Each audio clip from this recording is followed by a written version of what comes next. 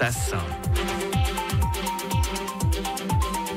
L'invité de Béatrice Rulle ce matin, 6 minutes avec Olga Givernet, députée de l'Ain, concernant, Béatrice, la visite d'Emmanuel Macron en Suisse. Bonjour Olga Givernet. Bonjour. Merci d'être sur Radio Lac ce matin.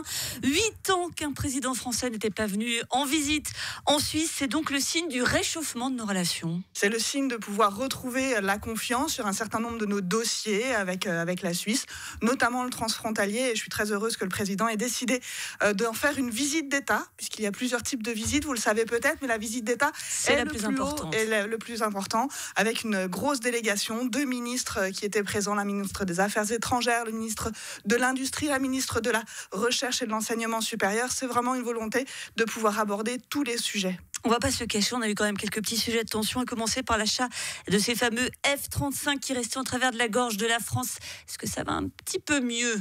Alors je pense que le sujet n'a pas forcément été trop abordé. En tout cas, dans les sujets qui nous ont été remontés, c'était plutôt la gestion du Rhône, la question des étudiants aussi français en Suisse et des étudiants suisses qui pourraient venir en France. Nos sujets, je vous le disais, de la frontière et de transport également. Donc je crois qu'il faut repartir sur toutes les problématiques que nous avons à traiter aujourd'hui et qui sont devant nous.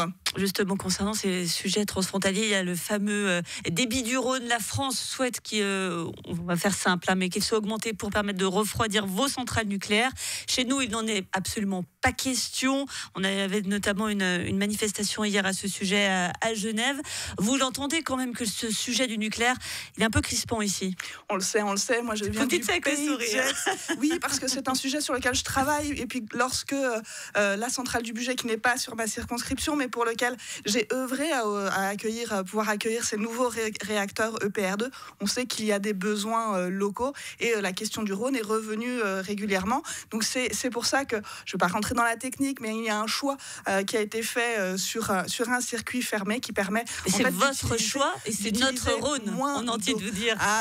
Mais le Rhône, il passe chez nous, il est aussi en aval, il passe par Lyon. Il y a aussi des besoins côté lyonnais en termes de débit du Rhône. Je crois qu'il faut qu'on trouve le bon équilibre. Il nous faut un accord en fait sur ce Rhône et je crois qu'il n'est pas là. En tout cas, il doit être mis vraiment au niveau de ce que sont les besoins côté suisse et côté français. Alors l'autre gros sujet qui nous intéresse, c'est nos relations au point mort avec l'Union européenne. On ne va pas se le cacher. Le président Macron hier a déclaré que l'Europe est dans les gènes de la Suisse.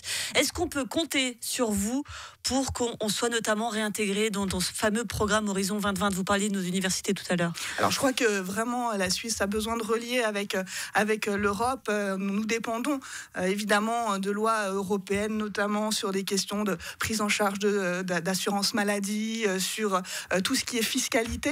Et donc il faut pouvoir avancer. Les choses ont bien changé depuis les crises successives que nous avons connues et du Covid. On pourrait parler par exemple du télétravail.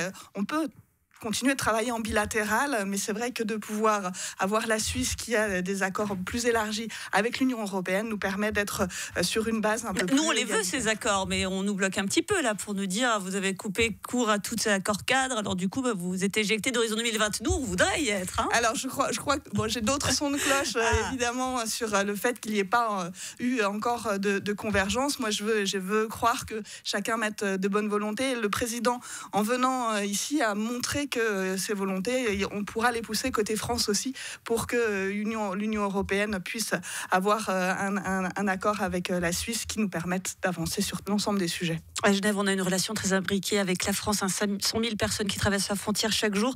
Qu'est-ce qu'on peut vraiment attendre de cette visite, à part bien sûr rappeler que la fondue c'est suisse, mais ça tout le monde le sait. Il faut en profiter aussi de la fondue.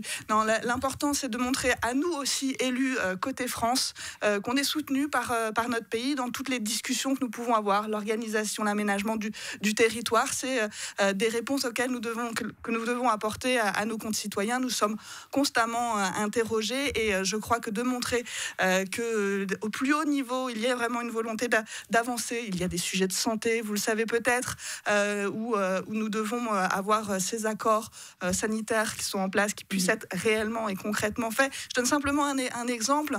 Nous avons aujourd'hui 3 conventions avec le canton de Genève pour pouvoir prendre en charge des malades français côté suisse. C'est la dialyse. Il y a également le caisson hyperbare et c'est des points qui sont importants pour nous nous Français, de savoir qu'en proximité, que la frontière est finalement pas n'est juste qu'une frontière administrative, mais qu'au quotidien, ces familles qui parfois habitent de part et d'autre de la frontière, eh bien, elles peuvent continuer de bénéficier de l'ensemble des services en Suisse, évidemment, mais nous accueillons bien évidemment les Suisses aussi côté français. Pour terminer, Olga Givernet, vous dites, on est toujours un peu surpris de voir ces différences entre la France et la Suisse concernant les présidents. On a le président Macron, Jupiter, on l'appelle. J'ai même lu le roi Soleil, qui est donc à Berne. Et puis on a notre président dont le pouvoir est dilué par 7 personnes et qu'on peut même croiser sur le quai d'une gare.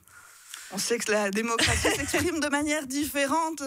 Alors, si notre président vous éclaire et vous réchauffe parce qu'il est soleil, alors ça c'est vous qui interprétez comme ça. Mais on a vraiment un fonctionnement qui est différent, peut-être par la taille et puis par l'histoire aussi. En tout cas, qu'ils viennent en plus. Sa dernière visite soit au CERN, pour moi, est très importante. Et il vient en train. Et il vient en train aussi. Il rencontre des étudiants, me semble-t-il, et des chefs d'entreprise. Ça permet de mettre vraiment le focus sur des infrastructures qui sont internationales. C'est le propre de la Genève internationale. Il en est tout à fait conscient et je pense qu'il veut pouvoir s'appuyer dessus pour donner des perspectives à notre beau territoire du Genevois. Merci beaucoup Olga Givernet, députée de l'Ain. Et donc on le rappelle, Emmanuel Macron qui arrive à Genève en début d'après-midi, direction le CERN. Il sera accueilli par le président du Conseil d'État Antonio Gers et la maire de Meyrin, Nathalie Leuenberger. Avant ça, un débat avec les étudiants de l'UNIL face à Alain Berset. Merci beaucoup d'avoir été sur Radio Lac ce matin. Une interview à retrouver en podcast sur radiolac.ch et en vidéo.